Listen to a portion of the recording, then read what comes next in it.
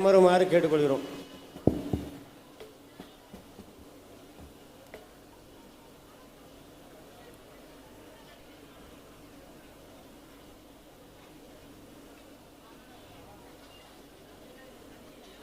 தமிழ் தேசிய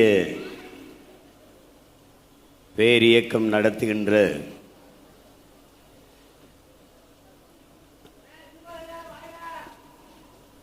கூட்டரசு கோட்பாட்டு மாநாட்டிற்கு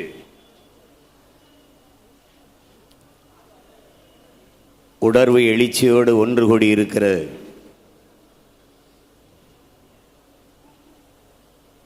எங்களின் உயிருக்கினிய தாய் தமிழ் உறவுகள் அனைவருக்கும்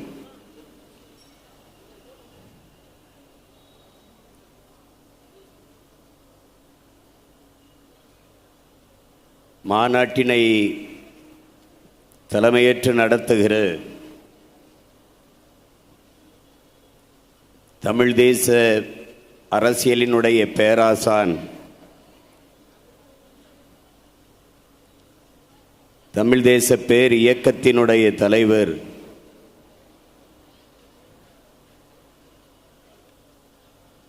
நம்முடைய ஐயா மணியரசன் அவர்களுக்கும், தமிழ் தேச பேர் இயக்கத்தினுடைய பொதுச் செயலாளர் நம்முடைய ஐயா கி வெங்கட்ராமன் அவர்களுக்கும், நம்முடைய அன்பு அம்மா லட்சுமி அவர்களுக்கும், இந்த மாநாட்டிற்காக அரும்பாடாற்றி உழைத்த என் உயிருக்கினிய உறவுகள், தமிழ் தேச பேர் இயக்கத்தினுடைய நிர்வாகிகள் அனைவருக்கும் என்னுடைய அன்பும் வணக்கமும்.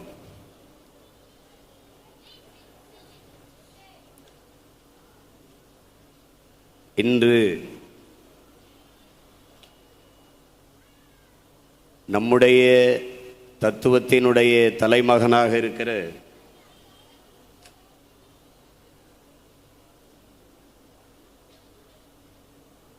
தமிழ் தேசிய அரசியலை முன்னெடுக்கிற இந்த தலைமுறை பிள்ளைகளின் தடமாகவும் வழிகாட்டியாகவும் வாழ்ந்து கொண்டிருக்கிற தன்னுடைய அளப்பரிய அறிவாற்றலாலும் அனுபவ அறிவாலும் தர்க்கத்திறனாலும் தமிழின பகைவர்களையும் துரோகிகளையும் களத்திலே களங்கடித்து கொண்டிருக்கிற பெருமகனார்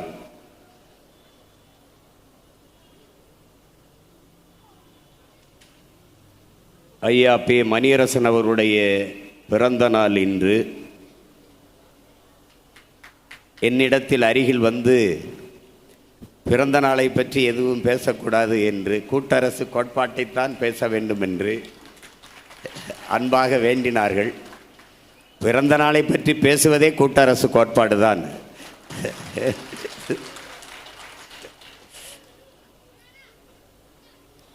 நமது முன்னவர்கள் இங்கே இருக்கிறவர்களையும் சேர்த்துத்தான் கூச்சப்பட்டு விலகி போனதுனால்தான் அவன் ஓராண்டுக்கு பிறந்த நாள் கொண்டாடுகிறான். நம்மளும் ஓரமாக நின்று திண்டாடுகிறோம். இதுதான் பிரச்சனையே.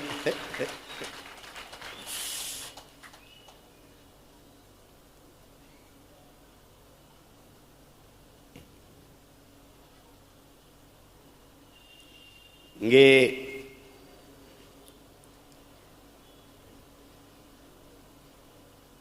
கோடிக்கணக்கான கொள்கை பிள்ளைகளை பெற்ற பெருமக்கள் நம்முடைய அப்பா மணியரசன் அவர்களும் அம்மா லட்சுமி அவர்கள்.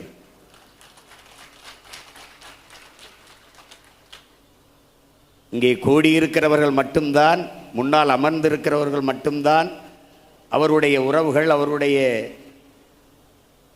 கொள்கை பிள்ளைகள் என்றில்லை. உலகம் முழுமைக்கும் பரவி வாழ்கிற 13 கோடி தமிழ் தேசிய மக்கள்.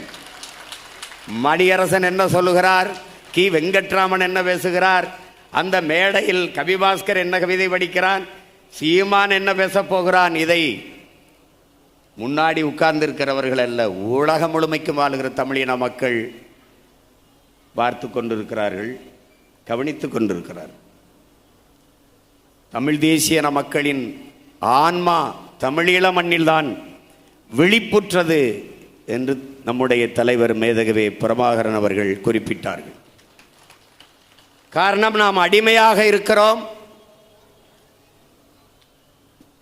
நாம் விடுதலைக்காக போராட வேண்டும் என்கிற விழிப்புணர்வு அந்த நிலத்திலே வந்தது. அதனால் அப்படி அவர் குறிப்பிட்டார். ஆனால் இன்று தமிழர் பெருநிலத்தில், தமிழர் தாயகத்தில் தமிழ் தேசியன மக்களின், குறிப்பாக இளைய தலைமுறை பிள்ளைகளின் ஆன்மா விழிப்புற்றிருக்கிறது. தமிழ் தேசிய இனம் மிகப்பெரிய எழுச்சியை பெற்றிருக்கிறது. அதற்கு காரணம் நம்முடைய முன்னவர்களின் தளராத உழைப்பு. அவர்கள் வீசிய விதைகளில் முளைத்தவர்கள்தான்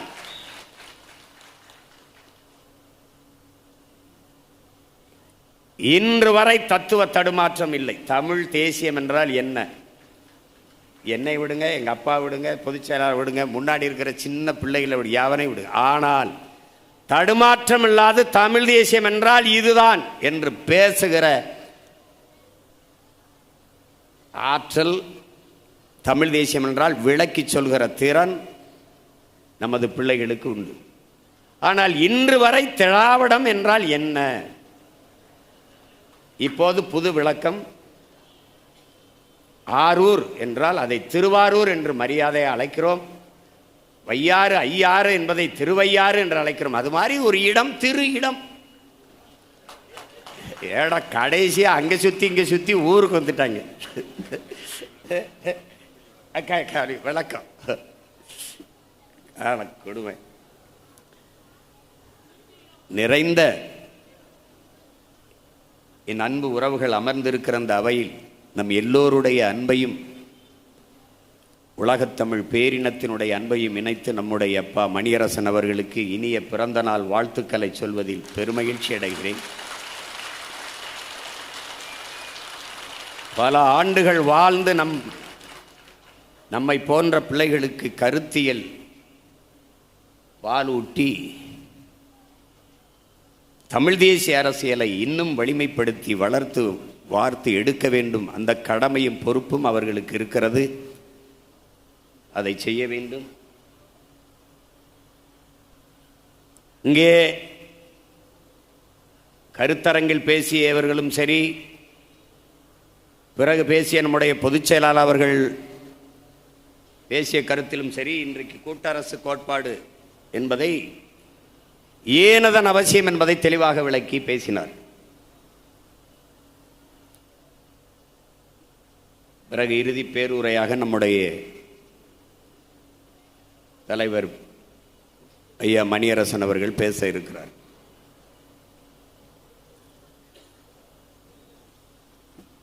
எல்லாவற்றையும் தெளிவாக நம்முடைய பொதுச் செயலாளர்கள் விளக்கி பேசிவிட்டார்கள். ஆனால் சில செய்திகளை நாம் உங்களுக்கு பதிவு செய்ய வேண்டும்.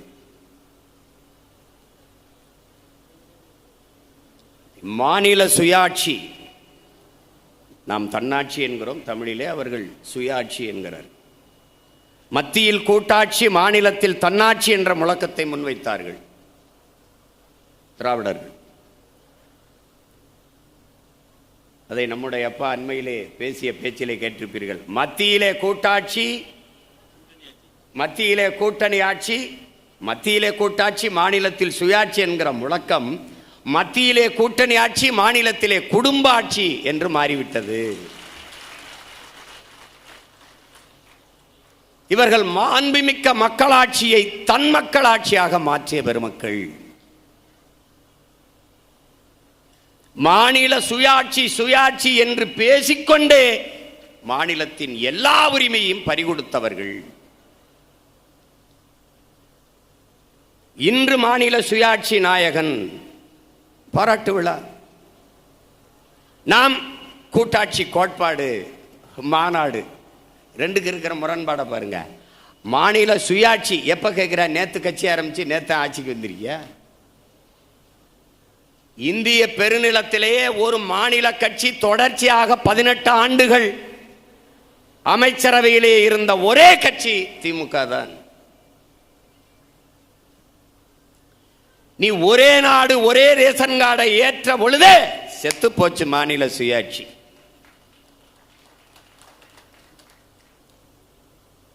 ஒரே நாடு ஒரே தேர்தல் ஒரே தேர்வு ஒரே வரி முடிந்தது. ஒரே நாடு என்ற போதே, அதை ஏற்றுக்கொண்ட போதே இந்தியாவில் கூட்டாட்சி தத்துவம் செத்து போச்சு, மாநில தன்னாட்சியும் செத்து போச்சு. இதிலே ஒரே நாடு ஒரே தேர்தலை எதிர்ப்பது போல இன்று திமுக நாடகம் போட்டுக் கொண்டிருக்கிறது. ஒரே நாடு ஒரே தேர்தலை நாங்கள் எதிர்க்கிறோம். ஆனால் அவர் 77வது வயதிலே அவருடைய பிறந்த நாள் விழாவிலே ஐயா கருணாநிதி அவர்கள் பேசியது இருக்கிறது. ஒரே நாடு ஒரே தேர்தலை கழக பொதுக்குழுவை கூட்டி நாம் தீர்மானம் நிறைவேற்றி இருக்கிறோம். அதே பிரதமர் அம்மையார் இந்திரா காந்தி அவர்களிடத்திலே பேசி அதை தேர்தல் செலவு, நாட்டிலே தேர்தல் செலவை குறைப்பதற்காக நாம் இந்த தீர்மானத்தை நிறைவேற்றும் என்று இருக்குது.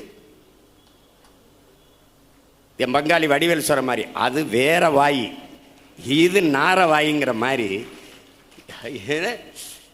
எல்லாவற்றுக்கும் இவர்கள் தான். அவன் அதை பிடிச்சுக்கிட்டான். நீ தானையா ஒரே நாடு ஒரே தேர்தலை ஆதரிச்சிருக்க. அப்படி எல்லாவற்றிலும் ஒரே நாடை ஏற்றுக்கொண்டு அதற்கு உடன்பட்டு கையெழுத்து போட்டுவிட்டு தமிழ்நாட்டிற்கு வரும்போது மாநில சுயாட்சியை பேசுவது. ஒற்றை உரிமை சொல்லுங்கள். கூடியிருக்கிற என் இனமான மிக்க சொந்தங்களே, ஒற்றை உரிமை தமிழர்களுக்கு ஏதாவது இந்த நாடு, இந்த ஆட்சியாளர்கள் பெற்றுக் கொடுத்த ஒற்றை உரிமை வரி. என் தம்பி அருணபாரதி சொன்னது போல வரி இல்லை, மொத்த வரியும் எடுத்துக்கொண்டு போய்விட்டார். தமிழ் எழுத படிக்கிற உரிமை. இத்தனை ஆண்டுகள் அரசாட்சி செய்த ஒரு கட்சி ஆட்சிக்கு வந்து 4 ஆண்டுகள் நிறைவு பெற்று 5வது ஆண்டில் அடியெடுத்து வைக்கும் போது தமிழில் அரசாணை வெளியிடப்படும் என்கிறது. காரணம் இந்த கூட்டத்துக்கு பயந்துதான். அப்ப இத்தனை ஆண்டுகளாக என்ன பண்ணி கொண்டிருந்தாய்? என்ன பண்ணி கொண்டிருந்தாய்? பாரதிதாசன் என்று ஒரு கவிஞன், நம்முடைய தாத்தன் புரட்சி பாவலன், போன வாரம் தான் பிறந்து அவருக்கு கனக சுப்பரத்தினம் என்று பெயர் வைத்திருக்கிறார்கள். அதனால் இப்போது பிறந்த நாள் விழாவிற்கு 1 வாரம் கொண்டாட்டம். 1 வாரம் தமிழ் வாரம். காரணம் யார்? இவர்கள்தான்.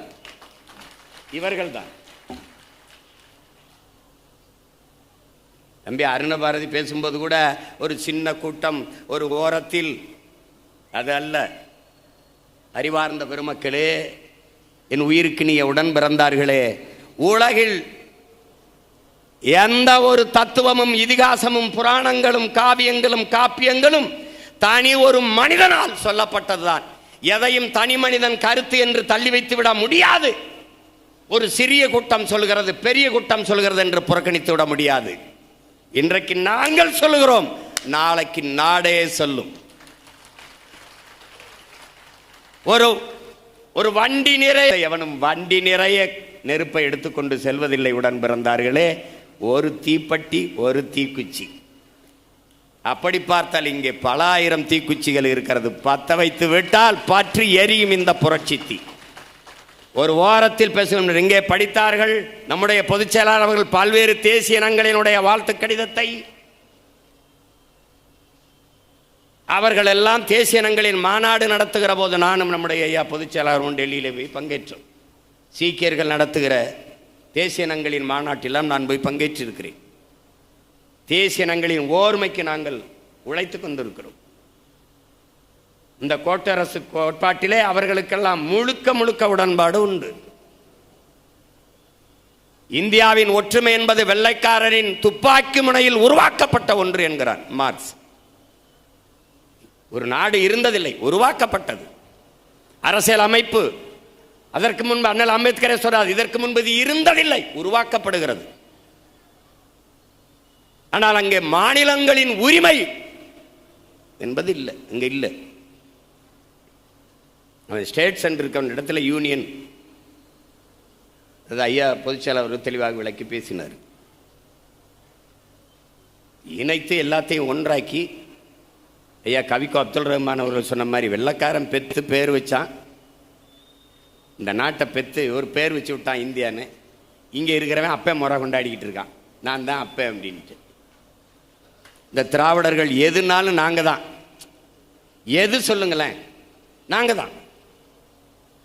பக்கத்து விட்டு எருமாடு கண்ணுக்குட்டி போட்டாலும் அதுக்கு நாங்கள் தான் காரணம்ன்றுவான். இவங்கள மாதிரி ஒரு கேடுகட்ட கூட்டம் எது வேணாலும் சொல்லு, எதை வேணாலும் சொல்லு, எல்லாவற்றையும் நம்முடைய வாக்கை வாங்கி நம்முடைய வாக்கையாளை வலிமை பெற்று அதிகாரத்தில் அமர்ந்து கொண்டு இந்த இன மக்கள் இந்த நிலத்தின் இந்த நாட்டின் அதிகாரத்தை முழுக்க பறிகொடுத்தவர்கள், உரிமையை பறிகொடுத்தவர்கள் இந்த ஆட்சியாளர்கள். கல்வி உரிமை பறிபோனது, கல்வி மானுட உரிமை, அதை கொடுக்க வேண்டியது அரசின் கடமை. அது மாநில உரிமை, அதை பறிகொடுத்தவர் மக்கள் இவர்கள்தான்.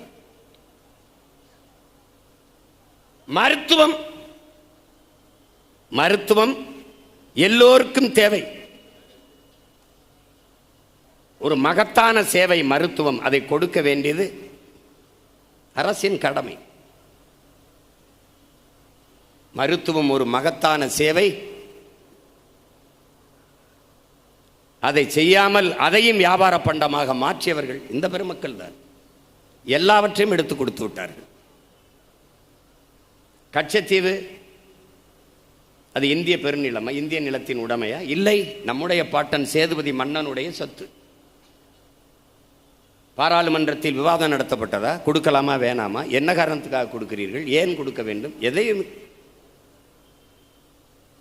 இலங்கையை தன்னுடைய கட்டுப்பாட்டில் வைத்துக் கொள்ள வேண்டும், ஒன்று பாகிஸ்தானுக்கோ அல்லது சீனா பக்கமோ போய்விடக்கூடாது என்று கொடுக்கப்பட்ட ஒரு கையூட்டு, ஒரு லஞ்சம், தான்றோண்டித்தனமாக எடுத்து கொடுக்கப்பட்டது. அன்று கொடுக்கும்போது முதலமைச்சர் அந்த பெருமகன் யார்? இவர்தான். அதை எதிர்த்து தர்க்கம் பண்ணியது, பேசியது, வாதிட்டது யார்? ஒருவரும் இல்லை. நம்முடைய தாத்தா மூக்கைய தேவரை தவிர அந்த பாராளுமன்றத்தில் ஒருவனும் எதிர்த்து பேசவில்லை. எடுத்துக்கொண்டு போகும்போது ஆட்சியை கலைத்து விடுவார்கள் என்ற அற்ப பதவிக்காக அஞ்சி இருந்ததனால் இன்று நம்முடைய நிலம் பறிபோனது.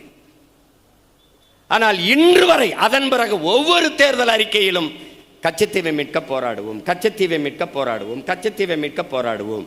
நாங்கள் வந்தோம், நாம் தமிழர் என்ற அரசியல் கட்சியை தொடங்கி 2016 தேர்தலில் போட்டியிட வருகிற போது தேர்தல் அறிக்கையில் திமுக குறிப்பிடுகிறது என்று உடன் பிறந்தார்களே, கச்சத்தீவை மீட்க தீவிரமாக போராடுவோம். அந்த தீவிரத்தை சேர்த்து விட்டார்கள். ஆனால் இந்த தேர்தல் அறிக்கையில் கச்சத்தீவை மீட்க போராடுவோம் அது இல்லை. என போராடி ஓய்ந்து விட்டார், சோர்ந்து விட்டார். இவர்களால் அதை செய்ய முடியாது, தமிழ் தேசியர்களால் தான் அதை செய்ய முடியும். கச்சத்தீவை திருப்பி எடு, கொடுத்ததுதான், அதை திருப்பி எடுக்க வேண்டும் என்ற பேச்சுக்கே இடமில்லை. அவர்கள் பதில் மனு, இதுதான் ரெண்டு கட்சியும் காங்கிரஸ் பிஜேபி ரெண்டுமே உச்சநீதிமன்றத்தில் தாக்கல் செய்த பதில் மனு இதுதான். கச்சத்தீவை திருப்பி எடு, இல்லை என்றால் என்னை பிரித்து விடு, தான் கோட்பாடு. சட்டசபையில் தீர்மானம். தமிழ் தேசியர்களின் அரசு மலர்கிற போது தன் மாநிலத்தின் தன் நிலத்தின் உரிமையை மீட்க, தன் மீனவ சொந்தங்களின் வாழ்வாதாரத்தை மீட்க இருக்கிற ஒரே வழி கச்சத்தீவு மீட்பு. கச்சத்தீவை திருப்பி எடு, இல்லை என்றால் என்னை பிரித்து விடு, தனியா விடு. பார் பிரிவினைவாதி, பார் தீவினவாதி பேசுவான். மறுபடி பதில், என் நிலத்தின் ஒரு பகுதியை எடுத்து என் நாட்டோடு இணை என்று பேசுகிற நான் பிரிவினைவாதி. என் நிலத்தின் ஒரு நிலப்பரப்பை என் இனத்தின் வரலாற்று பகைவன் சிங்களனுக்கு கொடுத்ததுதான் என்று சொல்கிற நீ தேசியவாதியா என்ற கேள்வியை எழுப்ப இங்கே அவனுக்கும் துப்பு இல்லை.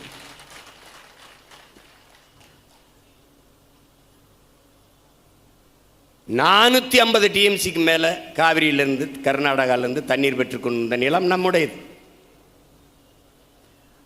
அந்த தண்ணீர் அதற்கு மேலே நதிநீர் உரிமை வேண்டும் என்று வழக்கை போட்ட பெருமகன் ஐயா கருணாநிதி அவர்கள், அன்றைக்கு பிரதமராக இருந்தவர் அம்மையார் இந்திரா காந்தி அவர்கள். தமிழ்நாட்டில் இந்த காங்கிரஸ், இந்த பிஜேபி, இந்த கட்சிகள் எல்லாம் உடன் பிறந்தார்களே, ஒரு இணை கட்சி, துணை கட்சி. பெருந்தலைவர் காமராஜர், ஐயா பக்தவச்சலம் இவர்களோடு காங்கிரஸ் ஆள்கிற உயரத்தில் இருந்து வீழ்ந்து விட்டது. பேரறிஞர் அண்ணா அவர்கள் அதிகாரத்துக்கு வந்த பிறகு திராவிட முன்னேற்ற கழகம், திராவிட கட்சிகள் ஆட்சி அதிகாரத்திற்கு வந்த பிறகு, காங்கிரஸ் ஆட்சி அதிகாரத்துக்கு வர முடியாத நிலைக்கு தள்ளப்பட்ட பிறகு, கூட்டணி வைத்துக் கொண்டு சில பல சீட்டுகளை பெறுகிற இடத்திற்கு துணை கட்சி இணை கட்சிகளாக தள்ளப்பட்ட பிறகு, கர்நாடகாவில் அது ஆள்கிற உயரத்தில் இருக்கிறது, கேரளாவில் அது ஆள்கிற உயரத்தில் இருக்கிறது. அப்போது தமிழர்களின் உயிர் பிரச்சனை ஆகிற நதிநீர் பிரச்சனை, உயிராகாராம இருக்கிற நீர் பிரச்சனை, காவிரி என்ற போது அது பாரதிய ஜனதாவோ காங்கிரஸோ கர்நாடகத்தின் பக்கம் நிற்கும். காரணம், அங்கே ஆள்கிற உயரத்தில் இருக்கிற காங்கிரஸ் அதை இழக்க தயாராக இல்லை. அங்கே ஆள்கிற உயரத்தில் இருக்க பாரதிய ஜனதா அதை இழக்க தயாராக இல்லை. முல்லை பெரியாற்று நதி உரிமை காங்கிரஸோ இங்கே இருக்கிற கம்யூனிஸ்டோ அல்லது பாரதிய ஜனதாவோ முல்லை பெரியாற்றில் தமிழர்களுக்கான நதிநீர் உரிமை என்று பேச தயாராக இல்லை. காரணம், அங்கே ஆளுகிற உயரத்திலே கம்யூனிஸ்ட் காங்கிரஸ் இருக்கிறது. ஒன்று ஆளும் கட்சி, எதிர்கட்சி. அந்த நிலையை இழக்க தயாராக இல்லை. அதனால் இங்கே பேச மாட்டார்கள்.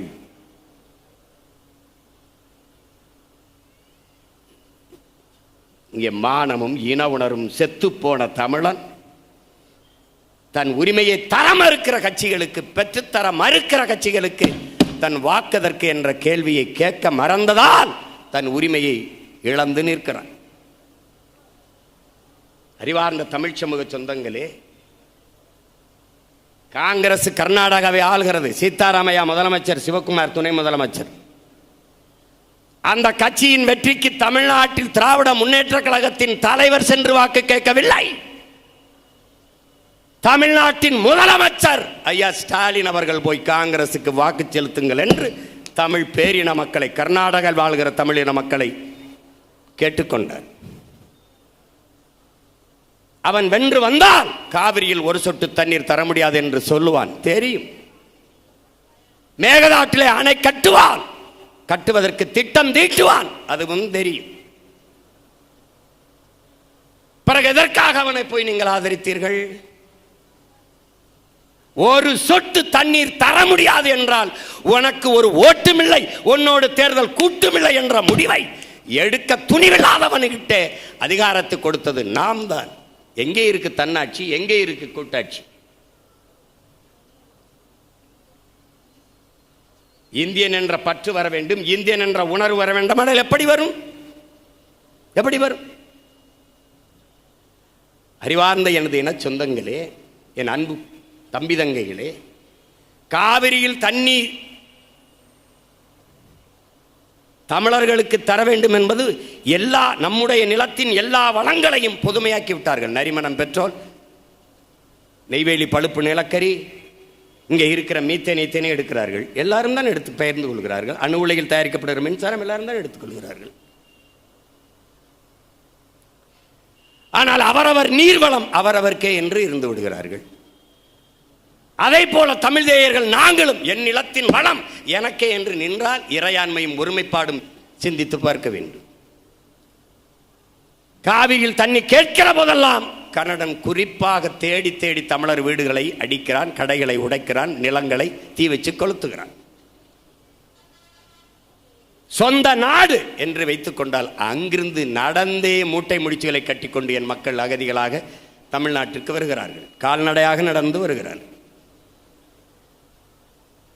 ஒரு வாக்கு செலுத்துகிற போது பாதுகாப்புக்காக துணை ராணுவ படையை நிறுத்துகிற நாடும் அதிகாரமும், உரிமைக்காக போராடுகிற ஒரு இன மக்களின், இந்த நாட்டின் குடிமக்களின் உரிமையை பாதுகாக்க ஒரு துணை ராணுவ படையை நிறுத்தி அவர்களை பாதுகாக்க முடியாதா? ஏன் பாதுகாக்கவில்லை? அடித்து விரட்டுகிறார்கள். காவிரியில் தண்ணி என்று கேட்கிற போது அதை தர மறுக்கிற கர்நாடகன் தர மறுக்கிற போது, தமிழர்களுக்கான நதிநீரை கொடு என்று இந்திய ஆட்சி அதிகாரம் சொல்ல மறுக்கிற போது, அங்கே இந்திய தேசியம் செத்து தமிழ் தேசியம் பிறந்து விடுகிறது. என் உடன் பிறந்தானே. இதுதான் இந்திய கடலுக்குள்ளே 840 மீனவர்கள் இதுவரை சுட்டுக் கொல்லப்பட்டிருக்கிறார்கள். பல படகுகள் பறிமுதல் செய்யப்பட்டிருக்கிறது, பல வலைகள் கிரித்தெறியப்பட்டிருக்கிறது. மீனவர்கள் இன்றும் சிறைபிடிக்கப்பட்டு சிறையிலே கிடக்கிறார்கள். ஒரு கேள்விதான், இந்த கடலுக்குள் எனக்கு மீன் பிடிக்கிற உரிமை இருக்கிறதா இல்லையா? செத்து விழுந்த மீனவன், சிறைபிடிக்கப்பட்ட மீனவனை இதுவரை இந்திய மீனவன் சுடப்பட்டான், இந்திய மீனவன் சிறைபிடிக்கப்பட்டான் என்று ஒரு நாடும் ஏடும் பதிவு செய்தது உண்டா? பிற மாநிலங்களின் சட்டசபையிலே அது இந்திய நாடாளுமன்றத்திற்குள்ளே விவாதம் நடத்தியது உண்டா? இந்திய மீனவன் என்ற ஒரு வார்த்தை பதிவு செய்யப்பட்டது உண்டா? இல்லை. தமிழ் மீனவன் சிறைபிடிக்கப்பட்டான், தமிழ் மீனவன் சுடப்பட்டான் என்று சொல்கிற போது இந்தியம் இறந்து தமிழ் தேசியம் பிறந்து விடுகிறது.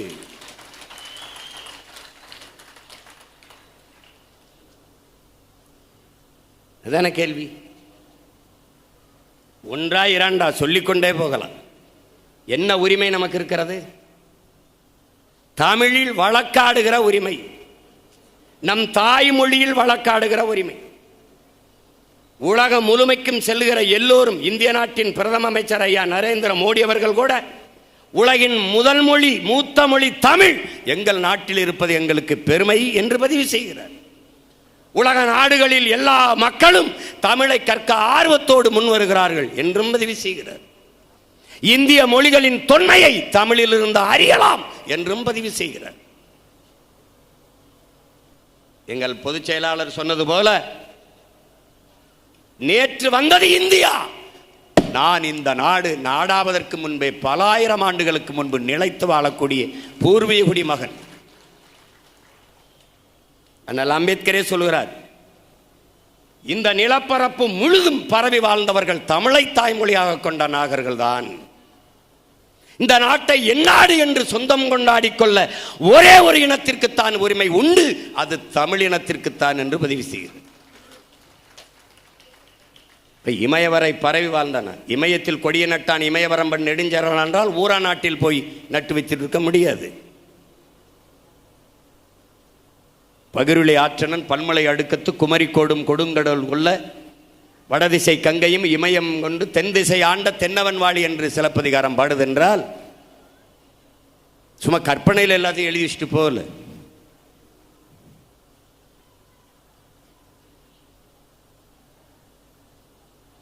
அவ்வளவு தூரம் இருந்த தமிழ் பேரினம் காலடியில் இன்று குறுகி கிடக்கிறது, எல்லாவற்றையும் இழந்து. தமிழில் வழக்காடுகிற உரிமையை பீகாரிலே, குஜராத்திலே, ராஜஸ்தானிலே போல எங்கள் தாய்மொழியிலே வழக்காட, என் அப்பனுக்கும் குப்பனுக்கும் சுப்பனுக்கும் ஆங்கிலத்திலே வழக்காட வேண்டிய அவசியம் என்ன இருக்கிறது? என்ன இருக்கிறது? அந்த உரிமையை பெறுவதற்கு உண்ணாவிரதம் இருந்தார்கள். உயிர் போகிற வரை உண்ணாவிரதம் என்று வழக்கறிஞர்கள் இருந்தார்கள். அன்றைய ஆட்சி அதிகாரத்தில் இருந்தவர் ஐயா கலைஞர் கருணாநிதி அவர்கள். உடனே சட்டசபையில் ஒரு சட்டம் இயற்றினர், தமிழிலே வழக்காடுகிற உரிமை வேண்டும் என்று. அதை முன்னகர்த்தினர். குடியரசுத் தலைவருடைய கையெழுத்து, ஒற்றை மகனின் கையெழுத்திற்காக ஒரு தேசினத்தின் உரிமை இன்று வரை உறங்கி கிடக்கிறது. மாநில சுயாட்சிக்காக போராடுகிற பெருமக்கள், 2 குடியரசுத் தலைவர்களை இவர்களே தேர்வு செய்தார்கள். ஒன்று பிரணாப் முகர்ஜி, அதற்கு முன்பு பிரதிபா பாட்டீல், 2 பேரை. ஒரு குறைந்தபட்ச செயல் திட்டம் அழுத்தத்தின் இந்த தமிழிலே வழக்காடுகிற உரிமைக்கு ஒரு கையெழுத்திடுங்கள் என்று சொல்லி வாங்க முடியாதா? ஏன்? நோக்கம் இல்லை. இதுவரை அது நடக்கல. எல்லாமே ஒரு தமிழ்நாடு அரசு சிபிஐ விசாரணை கேட்குது, சிபிஐ விசாரணை. ஆனால் மாநில உரிமை பேசுது, மாநில சுயாட்சி பேசுது. தன்னுடைய காவல்துறை என்ன, உனக்கு கீழே இருக்க சிபிசிஐடி, உளவுத்துறை, போலீஸ் எல்லாம் என்ன? அது இருக்கிற போது நீயே சிபிஐ விசாரணை வேண்டும் என்றால் என்ன? இப்ப சாதிவாரி கணக்கெடுப்பு, குடிவாரி கணக்கெடுப்பு எடு. சரியான சமூக நீதி என்பது என்ன? சரியான சமூக நீதி என்ன? என்னுடன் பிறந்தார்களே, 5 பேர் இருக்கிற வீட்டிற்கு 50 பேர் சாப்பாட்டை அனுப்பாதே. 50 பேர் இருக்கிற வீட்டிற்கு 5 பேருக்கான சாப்பாட்டை அனுப்பாதே. இது நீதி அல்ல, அநீதி. இது சரியான பங்கீடோ பகிர்வோ அல்ல. அப்ப குடிவாரி கணக்கெடுத்த அந்த குடிகளின் எண்ணிக்கைக்கேற்ப இடத்தை பகிர்ந்து கொடு, எல்லோருக்கும் எல்லாம் அப்படின்னா பிரச்சனை இல்லை. சாதியை ஏற்றதாழ்வற்ற சமநிலை சமூகம் படைக்க இருக்கிற இறுதி வாய்ப்பு எல்லோருக்கும் எல்லாம் கொடுத்துரு. எண்ணீர் எல்லாரையும் எண்ணீர். ஏன் செய்யல? எண்ணினால் நீ எவ்வளவு காலமாக எங்களை ஏற்றி ஏமாத்தி பிழைத்துக் கொண்டிருந்திருக்கிறாய் என்பது தெரிந்துவிடும். அதனால் என்ன மாட்டேன். சட்டநாதன் அறிக்கை எங்கே? எந்த குப்பையில் போட்டீர்கள்? எங்கே? எடுக்க மாட்டார்கள். அதனால் இது என் நாடு, என் மொழி ஆட்சி மொழி ஆக வர வேண்டும். அவனை அடி கொள்ளு அது யாரு நீங்க எல்லாம் போயிட்டு இருக்கிறான். எடுக்க மாட்டார்கள். கேட்டால் மத்திய அரசு தான் எடுக்க வேண்டும். யாரு? மாநில அரசின் உரிமை பேசியவர்கள், மாநில சுயாட்சி பேசிய பெருமக்கள் மத்திய அரசு தான் எடுக்க வேண்டும். பீகார் எப்படி எடுத்தான்? தெலுங்கானாவில் எப்படி எடுத்தான்? எப்படி எடுத்தான்? எல்லாவற்றையும் அவன் நேரெதிர் கோட்பாடு கொண்டவன். சாதிவாரி கணக்கெடுப்புக்கும் சமூக நீதிக்கும் நேர் எதிர் கொள்கை கொண்டவன் காங்கிரஸ், பிஜேபி. அவனிடத்தில் சாட்டிவிட்டு தப்பிப்பது. இஸ்லாமிய சிறை கைதிகளின் விடுதலை. தேர்தல் நேரத்திலே வாக்கு சேகரிக்கும் போது அப்பாவி இஸ்லாமிய சிறை கைதிகள் விடுதலைக்காக எனக்கு வாக்கு செலுத்துங்கள். வாக்கு செலுத்திய பிறகு இஸ்லாமிய மக்களின் பாதுகாப்பு நாங்கள் தான். எப்படி பாதுகாப்பு? சிறைக்குள்ளே வைத்து 35 ஆண்டுகளாக பாதுகாப்பது, அதான் பாதுகாப்பு. வந்த பிறகு இஸ்லாமிய சிறை கைதிகளின் விடுதலை என்று எழுதிய ஆளுநர் RN ரவிக்கு அனுப்பினால் அவர் கையெழுத்திட மாட்டார். அது தெரியும். காரணம், அவர் ஆர்எஸ்எஸ் உறுப்பினர். எப்படி இது இஸ்லாமிய சிறை கைதிகள் விடுதலை கையெழுத்திடுவார்? தெரிஞ்சே நகர்த்துவது. அவர் கையெழுத்திடல, நான் என்ன செய்யறது? அப்ப நீ என்ன சொல்லியிருக்கணும்? என்ன சொல்லியிருக்கணும்? ஆளுநர் கையெழுத்திட்டால் நான் விடுதலை செய்கிறேன், அப்படிதானே சொல்லியிருக்கணும். இப்ப நான் முதலமைச்சர், ஆளுநர் கையெழுத்துக்கு காத்திருப்பேன் நினைக்கிறேன். ஒரு அதிகாலை ஒரு ஃபைன் மார்னிங் கதவை திறந்து வெளில வாடா, வீட்டுக்கு வரலாம், வீட்டுக்கு வா. ஆளுநர் உன் கையெழுத்ததுக்கு ஒன்று கையெழுத்து போடணும்னு அரிப்பு இருந்தால் ஓரம் உட்காந்து எழுதி எழுதி பழகிக்க. மக்களால் தேர்வு செய்யப்பட்ட ஒரு ஆட்சிக்கு இல்லாத அதிகாரம், 8 கோடி மக்களின் பிரதிநிதித்துவத்தை பெற்ற ஒரு ஆட்சிக்கு இல்லாத அதிகாரம் ஒரு நியமன உறுப்பினர் ஒற்றை மகனுக்கு எப்படி வந்தது? இது மக்களாட்சி கோட்பாட்டுக்கு எதிரானது. இது ஜனநாயக துரோகம். அதை பேச துப்பில்ல. ஆளுநரை அதிகாரத்தை குறையுங்கள். பேசும்போது ஆட்டுக்கு தாடியதற்கு, நாட்டுக்கு ஆளுநருக்கு எல்லாம் அடுக்குமொழியா பேசிட்டு வேண்டியது. இங்க பேசி என் தம்பி கார்த்திக் கூட பேசினான். ஆளுநருக்கு மாளிகைக்கு முன்னாடி போராட வேண்டியது, அப்புறம் அவசரமாக போய் ஒன்றா தேநீர் குடித்து கட்டி பிடிக்க வேண்டியது, அப்புறம் கொஞ்சம் குழா வேண்டியது. அவர் புதுசாக இந்த கும்பகோணத்தில் பதவியேற்ற அவர் செழியன்னு சொல்கிறாப்புல, ஆளுநரோட மோதல் போக்கை கடைபிடிக்க வேண்டாம் என்று முதல்வர் எங்களுக்கு அறிவுறுத்தி இருக்கிறார். எங்களை மாதிரி நான் கூட சொல்லிக்கிட்டு இருந்தேன் அப்பாட்ட, எங்களை நாம் தமிழர் கட்சியை பிஜேபியின் பி டீம் சொன்னது யார் தெரியுமில்ல? திமுக தான். ஏன் நாங்கள் பி டீம்? ஏன்னா ஏ டீம் திமுக, அது பிஜேபியின் ஏ டீம். அதனால நாங்கள் இயற்கையாகவே பி டீம் ஆயிட்டோம். அப்போ ஏ டீம் ஒருத்தன் இருக்கணும்ல, பி டீம் நாங்கன்னா ஏ டீம் யாரு? அவங்க தான். எப்படி ஓட்டு காப்பாங்கிறீங்க? சீமானுக்கு போட்டுறாதியே பிஜேபி வந்துடும், சீமானுக்கு போட்டுறாதியே மோடி வந்துடுவார். டே, என் வீட்டில் சுவிட்சை போட்டால் என் வீட்டில் தான்டா லைட் எரியும். பைத்தியக்கார பையில எனக்கு போட்டால் நான் தாண்டா வருவேன். ஏடா கொடுமையாக இருக்கு. இது ஒரு கட்சி, இது ஒரு கூட்டம். அது இப்போ பார்த்தீங்கன்னா மாநில சுயாட்சி நாயகன் அப்படின்னு ஒரு பாராட்டு விழா வருது. அப்போதான் நீட்டில் பல பிள்ளைகள் சாகுது. இந்த நீட்டு தேர்வை கொண்டு வந்த பெருமக்கள் யாரு? காங்கிரஸ். இங்கே என் தம்பி அருணபாரதி பேசின ஜிஎஸ்டி கொண்டு வந்தது யார்? காங்கிரஸ். கூட இருந்து கும்மி அடிச்சது யாரு? குழவை போட்டது யாரு? நம்ம திமுக. நீட்டு தேர்வை வாழ்த்தி முரசொலியில் கடிதம் எழுதிய பெருமகன் நம்ம ஐயா தான். இந்த என்ஐஏ அப்பா கூட பேசியிருந்தாங்க. சிபிஐ எதுக்கு? சிபிஐ இருக்கு. மாநிலத்தில் காவல்துறை இருக்கிற போது இந்த சிபிஐன்னு ஒன்று இருக்கு பாருங்க, அது கூட மாநில அரசின் அனுமதியை பெற்று தான் உள்ள வந்து விசாரிக்கணும். அப்படி ஒரு உரிமை இருந்தது, அப்படி ஒரு பாதுகாப்பு இருந்தது. ஆனால் என்னங்கிறத எவனையும் கேட்க வேண்டியது உள்ள வரலாம். அது ஒரு கொடுமையான ஆழ்த்துக்கி சட்டம். தெரிஞ்சே இவர்கள் ஆதரித்து கையெழுத்திட்டார்கள்.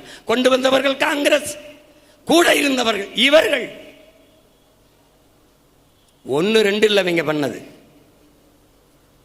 வெற்று வார்த்தை தான் சமூக நீதி, மாநில சுயாட்சி, மாநில உரிமை, இதெல்லாம் வெற்று வார்த்தைகள். ஜிஎஸ்டி கொண்டு வரும்போது மொத்த வரியும் சுருட்டிட்டு போவான்னு தெரியுமா தெரியாதா? ஏன் கொண்டு வந்த? நீட்டை கொண்டு வரும்போது ஒடுக்கப்பட்ட பிற்படுத்தப்பட்ட மக்கள், சிற்றூர்களில் வாழுகிற பிள்ளைகள், அவர்களுடைய மருத்துவ கனவாவே போய்விடும் என்பது தெரியுமா தெரியாதா? எது கொண்டு வந்த? பதிலே கிடையாது. மாநில சுயாட்சி என்று சொல்லிக்கொண்டு எல்லா உரிமையும் பறிகொடுத்தவர்கள் இவர்கள். கல்வி மாநில பட்டியலில் மாநில உரிமையில் இருந்தது. அதை எடுத்துக்கொண்டு போனது அன்னை இந்திரா காந்தி, அம்மையார் இந்திரா காந்தி அவர்கள். அப்போதும் பதவியில் இருந்தது இவர்தான். அதை எதிர்த்து போராடினால் ஆட்சி அதிகாரம் போய்விடுமோ என்ற அச்சத்திலே அமைதியாக இருந்து விட்டார்கள். கல்வி பொதுப்பட்டியலுக்கு கொண்டு போயிட்டான். இப்போது அவன் சிபிஎஸ்இ பாடத்திட்டம், புதிய கல்விக் கொள்கையை முழுக்க ஏற்றுக்கொண்ட ஒரு மாநிலம் தமிழ்நாடு. முழுக்க ஏற்றுக்கொண்டார்கள். ஜவஹர்நேசன் ஏன் அந்த கல்வி திட்டக்குழுவில் இருந்து வெளியே வந்தார்? இவர்கள் அப்படியே புதிய கல்விக் கொள்கையை ஏற்றுக்கொண்டு விட்டார்கள். இதில் நமக்கு ஒரு வேலையும் இல்லை என்று வெளியே வந்தார். புதிய கல்விக் கொள்கையை கல்வியிலே ஆகச் சிறந்த அறிஞர் பெருமக்கள் சொல்வது என்ன? நம் குழந்தைகளுக்கு நாம் எழுதி வைக்கிற மரண சாசனம்.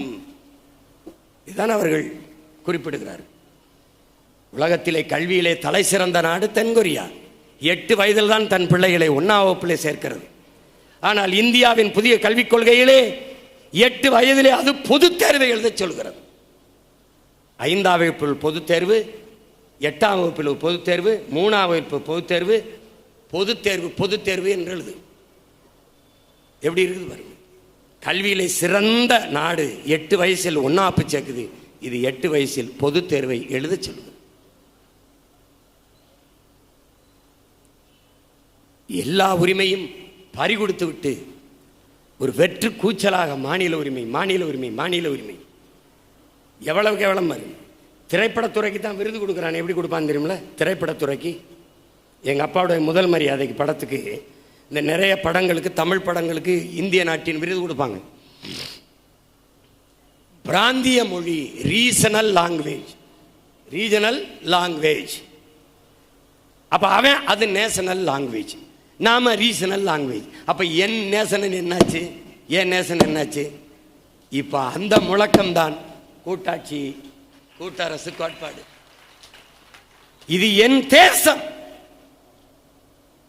நீங்க நேஷனாலிட்டியும் சிட்டிசன்ஷிப்பையும் போட்டு குழப்பிக்கிறீங்க. நான் இந்திய நாட்டின் குடிமகன். நேஷனாலிட்டி, நான்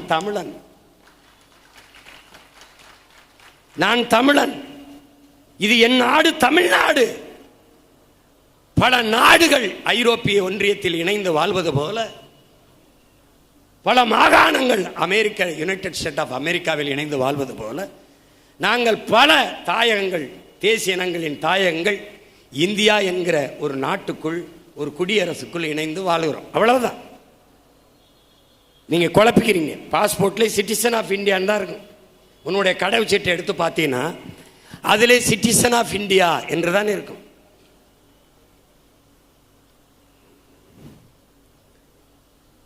அதை விளங்கிக்கணும். இப்ப வரின்னா ஐயா சொல்ற மாதிரி இந்தியா இறையாண்மை கொண்ட, ஒருமைப்பாடு கொண்ட நாடா இருக்கணும்னா அந்தந்த மாநிலங்களுக்கான முன்னுரிமை கொடுக்கப்படும். அதிகாரத்தையும் நிர்வாகத்தையும் பரவலாக்க வேண்டும். அதான் கூட்டரசு கோட்பாட்டினுடைய முதன்மை தத்துவம். கல்வி எனக்கிட்ட கொடு, என் பிள்ளைய படிக்க வைக்கிறது எப்படின்னு எனக்கு தெரியும். மருத்துவம் கொடு, என் தாய் தந்தைக்கு, என் பிள்ளைகளுக்கு எப்படி மருத்துவம் பார்க்கணும்னு எனக்கு தெரியும். நீ நீட்டுன்னு ஒரு தேர்வை கொண்டு வந்த, அந்த தேர்வை நடத்துகிறவன் யார்? அமெரிக்காவின் புரோமெட்ரிக்ங்கிற ஒரு தனியார் நிறுவனம். இந்திய நாட்டில் சிறந்த மருத்துவ மாணவர்களை தேர்வு செய்ய வேண்டும் என்கிற தேவை அமெரிக்க தனியார் நிறுவனத்திற்கு என்ன வந்தது? ஒன்றும் இல்லை. எப்படி இருக்கு? நீ மூக்குத்திய பரீட்சை எழுத போற என் பிள்ளைய மூக்குத்திக்குள்ள பிட்ட கொண்டு போயிருமோன்னு பரிசோதிச்ச நீ பார்டரில் உள்ள வந்த பயங்கரவாதியை சோதிக்காம என்ன பண்ண? நீ என்ன பண்ண? இந்த ஒரு வாரமா போர்னு ஒரே அக்கப்போர் இந்த நாட்டில். எதன் பொருட்டும் தமிழ் தேயர்கள் நாங்கள் போரை கொண்டாட முடியாது. போரின் பேரழிவை தாங்கிய இனத்தின் மக்கள் நாங்கள் சிந்திய ரத்தம் இன்னும் எங்கள் நிலத்தில் சிவந்து கிடக்கிறது. என் மக்களின் கண்ணீரும் கதறலும் இன்னும் எங்கள் காதுகளில் ஒலித்துக் கொண்டிருக்கிறது. அந்த அவலத்தை, அந்த துயரத்தை நாங்கள் துடைத்தெறிந்து இன்னும் கடந்து விடவில்லை. உலகத்தீரே, போரின் பேரழிவு என்ன எங்களுக்கு தெரியும். பிறந்த எங்கள் பிஞ்சுகள் சிங்கள குழந்தைகளா தமிழ் குழந்தைகளா என்பது தெரியாமலே, வாய் திறந்து முதல் சொல்லை சொல்லாமலே நச்சு குண்டுகளுக்கு கருகி வீழ்ந்தார்கள். நாங்கள் உலகப் போரை எதிர்கொண்டோம். அறிவார்ந்த தமிழ் சமூக மக்களே, என்னரும் தம்பி தங்கைகளே, நாம் உலகப் போரை எதிர்கொண்டோம். 20 நாடுகளின் துணை கொண்டுதான் இறுதி போரிலே விடுதலை புலிகளை நாங்கள் வீழ்த்தினோம் என்று ராஜபக்சையும் நானும் அமைச்சர் கோத்தபாயும் சொல்கிறார்கள் என்றால், 20 நாடுகள் எதிர்த்து நம்மோடு போரிட்டு இருக்கிறது என்றால் அது ஏறக்குறைய உலக போர்தான் என்பதை நீங்கள் உணர வேண்டும். ஒரு தேசிய இனத்தை அழித்து முடிக்க உலக போரை தொடுத்தவர்கள் இவர்கள். வேடிக்கை பார்த்திருந்தவர்கள். ஒரு தீவுக்குள் ஒரு இனத்தின் மக்கள் தன்னை போல எலும்பு நரம்பு ரத்தம் சதை பசி உறக்கம் கனவு கண்ணீர் எல்லாம் கொண்ட சக மனித சாவு சகித்துக் கொண்டு நின்றவர்கள் இவர்கள். இன்று போர் என்று சொல்கிறார்கள். இந்த போரை எதிர்த்தால் நாம் தீவிரவாதத்தை ஆதரிக்கிறோம் என்கிறார்கள். யார் தீவிரவாத ஆதரவாளிகள்? அறிவார்ந்த மக்கள், மனச்சான்று உள்ளவர்கள். பணம் மதிப்பிழப்பு, பணம் செல்லாதென்றால் தீவிரவாதம் ஒளிந்துவிடும் என்று சொன்னவர்கள் யார்? யார்? பிறகு எப்படி புல்வாமா மாவட்டத்திலே தாக்குதல் நடந்தது? எப்படி நடந்தது? 350 கிலோ வெடிமருந்தை ஏற்றிக்கொண்டு ஒரு வண்டி பல கிலோமீட்டர் பயணித்து வந்து உயர் பாதுகாப்பு பகுதி 800 மீட்டருக்கு ஒரு தடவை சோதனை சாவடி ராணுவ முகாம்கள் நிறைந்திருக்கிற பகுதியிலே 350 கிலோ வெடிமருந்தை சுமந்து கொண்டு ஒரு வண்டி வந்து ராணுவ வீரர்கள் மீது தாக்குதல் நடத்தி 42 வீரர்களை கொன்றது எப்படி? எப்படி? அப்ப என்ன சோதனை நடந்தது? ஆதார் கார்டு எதற்கு இந்த நாட்டிலே? சொந்த நாட்டு குடிமக்களை நம்பாது நாட்டின் பாதுகாப்பு என்ற ஆதார் கார்டு, ஆதார் அட்டை, கண்ணின் கருவிழி, கைரேகையை பதிவு செய்தீர்கள். எதற்காக? நாட்டின் பாதுகாப்பு. என்னையே எதற்காக? நாட்டின் பாதுகாப்பு. என் வீட்டிலே என்னையே இந்த தேசிய பாதுகாப்பு முகமையை ஏறிவிட்ட என்னையே எல்லையில என்ன செஞ்சது? என்ன செய்தது? எல்லாரிடத்திலும் ஆதார் கார்டு. ஏர்போர்ட்டிலே, விண்ணூர்தி நிலையத்திலே ஏறுகிற போது சீமானிடத்திலே அடையாள அட்டை கேட்கிற பெருமக்கள் எல்லையிலே என்ன புடுங்கிக் கொண்டிருந்தீர்கள்? என்ன பண்ணி கொண்டிருந்தீர்கள்? என்ன பண்ணி கொண்டிருந்தீர்கள்? ஒரு பகல்காம் சுற்றுலா தலம், பல ஆயிரம் மக்கள் கூடி கலைகிறார்கள். 30,000த்திற்கும் மேற்பட்ட மக்கள் கூடி கலைகிறார்கள். பாதுகாப்பு இங்கே கேட்டால் எங்களுக்கு தெரியாது. இது பதிலா? இது பதிலா? இது பதிலா?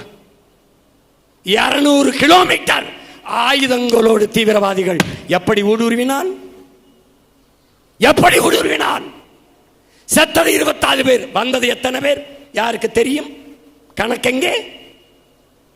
உள்ளே வந்து 20 பேரை பல மணி நேரம் நின்று அவன் படம் எடுப்பதோட வசனம் பேசி காட்சி எடுத்து சுட்டு சுட்டு கொண்டிருக்கிறான். அப்போ எங்கே இருந்தது ராணுவம்? வெடிச்சத்தம் கேட்டவுடன் ஓடி வந்தார்கள், சண்டையிட்டார்கள், அவர்களை சுட்டார்கள் வீரர்கள் என்ற செய்தி வந்தால் நாட்டு மக்களை பாதுகாக்கிறார்கள் என்று நாம் எடுத்துக்கொள்ளலாம். சுட்டவன் தீவிரவாதி இஸ்லாம். உயிரை கொடுத்து சுற்றுலாவுக்கு வந்த மக்களை பாதுகாத்தவனும் இஸ்லாம் என்றான். அதை எண்ணி பேசல, ஏனால் அதை செய்தியாக்க கூடாது. அதில் அரசியல் இல்லை. வந்தான், தவற விட்டுட்டியே. எத்தனை பேர் வந்தான் தெரியாது, எப்படி வந்தான் தெரியாது, ஆயுதங்களோடு எப்படி வந்தான் தெரியாது. உள்ளே வந்து அத்தனை மக்களையும் சுட்டுவிட்டு திரும்பி பத்திரமாக சென்றான். எப்படி? இப்ப யார் தீவிரவாதத்தை ஆதரிக்கிறது? யார் தீவிரவாதிகளின் ஆதரவாளர்கள்? யார்? நான் என் வீட்டிலே பாதுகாப்பிற்கு ஒரு காவலரை வைத்திருக்கிறேன். அந்த காவலரின் பணி என்ன? என் மக்களே, என் உடன் பிறந்தார்களே, பாதுகாவலரின் பணி என்ன? திருடன் வந்தால் தடுத்து பிடிக்க, ஒருவேளை தவறிவிட்டால் திருடிவிட்டு போகும்போது தடுத்து பிடிக்க, மறித்து பிடிக்க. இதுக்குத்தானே அவன் வரும்போதும் தடுக்கவில்லை, திருடிவிட்டு போகும்போதும் தடுக்கவில்லை. ஆனால் தெருவில் போவார் வருவரெல்லாம் அடிக்கிறான். இது எப்படி இருக்குது? நீந்திரின்யா நீந்திரின்யா நீந்திரின்யா என்று தெருவில் போற அப்பாவி மக்களை எல்லாம் அடிக்கிறான். இது எப்படி இருக்குது? இதைத்தான் இந்தியா போர் என்ற பேரில் செய்து கொண்டிருக்கிறது. நீ குண்டு போட்டு கொன்னவன் இந்த கூட்டத்தில் தீவிரவாதி சுட்டு கொண்டான்ல, அதுல யாராவது ஒருத்தனா? இல்லை. இத்தனை கேள்விகள் இந்த நாட்டின் குடிமகன், குறிப்பாக தமிழ் குடிமகன், தமிழ் தேசிய மகன் பிரபாகரன் மகனிடத்தில் இருக்கு. இத்தனை கேள்வி. எந்த கேள்விக்கு நீ பதில் சொல்லாம போர் போர், என்ன போர்? என் பங்காளி வடிவேல் சொல்ற மாதிரி கக்க போர். என்னடா புறாவுக்கு போறான், புறாவுக்கு போறான். கொடுமையா இருக்கு. என்னது இது? திடீர்னு இப்ப பாரு போறாங்க, அது இப்ப முடிச்சிட்டோம், போற முடிச்சிட்டோம். ஒரு கேள்வி, நீ சொந்த நாட்டு மக்களை பாதுகாக்க தவறிவிட்டாய், அதற்கு என்ன நடவடிக்கை? அதற்கு பாதுகாப்புத்துறை அமைச்சரும் ஏதாவது வருத்தம் தெரிவிச்சுக்கா? உள்துறை அமைச்சகம் வருத்தம் தெரிவிச்சுக்கா? ராணுவ தளபதிகள் மன்னிச்சுக்கிறீங்க குடிகள்கிட்ட வருத்தம் தெரிவிச்சுக்கா? இல்லை. சாராயம் காட்சி வித்தவன், சாராயம் குடிச்சு செத்தவன், இதை மறைக்க 10 லட்சம் கொடுத்தவர்கள் போல அந்த செயலை மறைக்க போர். இதான் நடந்திருக்கு. எப்படி இருக்கு பேர்? ஆபரேஷன் சிந்தூர். நாங்க என்ன சொல்றோம்? 26 பேர் செத்ததுக்கு ஆபரேஷன் சிந்தூர் வரவேற்கிறோம், வரவேற்கிறோம். 840 பேர் செத்தம் இந்திய கடலுக்குள்ளே, அதுக்கு ஆபரேஷன் இந்தூர் அப்படின்னு ஒன்று போடுங்க. இந்து மகா கடலுக்குள்ள செத்ததுனால ஆபரேஷன் இந்தூர்னு போட்டு இலங்கையோட ஒரு போற போடு போடு. ஏன்? செத்தவன் தமிழன், கொன்னவன் சிங்களன், புத்திஸ்ட். Buddhist also Hindu. எப்படி ஏமாத்துறான் பாரு. புத்திஸ்ட்லாம் இந்துனா சீனாவில் இருக்க புத்திஸ்ட்லாம் இந்துவா? என்ன சிரிக்கிறிய? சொல்லு. ஜப்பான்ல இருக்க புத்திஸ்ட்லாம் இந்துவா? ஒரு இளவும் இல்லை, ஒரு கேள்வியும் இல்லை. ஆந்திராவுக்குள்ள 20 பேரை சுட்டு போட்டார் சந்திரபாபு நாயுடு. போர் வேண்டாம், ஒரு அறிக்கை. இது தவறு, வருந்தத்தக்கது. இப்படியா செய்வது? ஒரு சின்ன கண்டனம் கிடையாது, இறந்த ஒரு குடும்பத்துக்கு ஒரு ஆறுதல் செய்தி கிடையாது.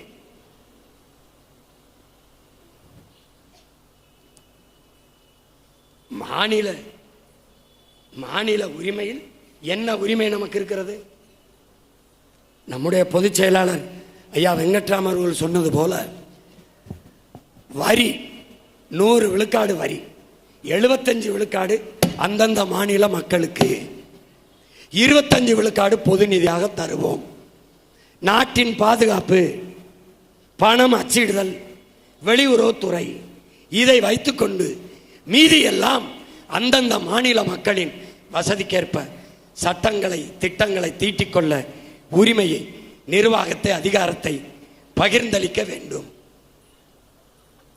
இதுதான் ஒவ்வொரு தேசிய இனங்களுக்குமான தன்னுரிமையாக இருக்க முடியும். கூட்டரசு கோட்பாட்டின் முதன்மையான நோக்கமாக இருக்க முடியும். நாங்கள் தமிழ் தேசிய தலகர்த்தாக்களும் எங்கள் தந்தைகளும் பிள்ளைகளும் இந்த இடத்தில் பேசுவது தமிழ் தேசிய மக்களின் உரிமைக்காக மட்டும் அல்ல, இந்தியாவில் வாழ்கிற ஒவ்வொரு தேசிய மக்களின் உரிமைக்காகவும் என்பதை நீங்கள் புரிந்து கொள்ள வேண்டும்.